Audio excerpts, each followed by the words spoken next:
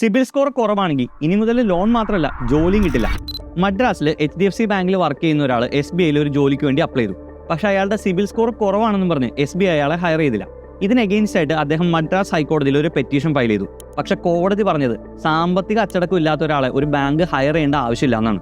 ഈ വ്യക്തിയുടെ കേസിൽ അദ്ദേഹം സ്വന്തം അനിയന് ഒരു ലോൺ എടുത്തു കൊടുത്തിരുന്നു. അനിയൻ കൃത്യമായിട്ട് ആ ലോൺ അടയ്ക്കാത്തതുകൊണ്ടാണ് അയാളുടെ സിബിൽ സ്കോർ മോശമായി പോയത്. ഒരു വ്യക്തിക്ക് എത്രമാത്രം സാമ്പത്തിക ബാധ്യത ഉണ്ടെന്നും അത് അയാൾ കൃത്യമായിട്ട് തിരിച്ചടയ്ക്കുന്നുണ്ടോ എന്നതിന്റെ മെഷറാണ് സിബിൽ സ്കോർ.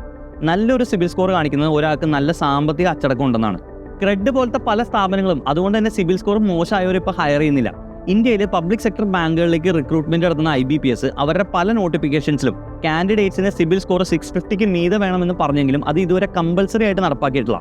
ഭാവിയിൽ അത് അവർ മാൻഡേറ്ററി ആക്കിയേക്കാം. അങ്ങനെ വന്ന മറ്റു പല ബാങ്കിങ് എക്സാംസും സെയിം പാറ്റേൺ തന്നെ ഫോളോ ചെയ്യാനാണ് സാധ്യത. അതുകൊണ്ട് ഇനി മുതൽ ഫ്രീ ക്രെഡിറ്റ് കാർഡ്, £1 ഡൗൺ പേയ്മെന്റിന് iPhone എന്ന് കേൾക്കുമ്പോൾ രണ്ടാമതൊന്ന് ചിന്തിച്ചിട്ട് മാത്രം മേടിക്കുക. കാരണം സിബിൽ സ്കോർ മോശമായ നിങ്ങളുടെ ഭാവിയിൽ ജോലി സാധ്യത തന്നെ വരാതെ എഫക്ട് ചെയ്യാം.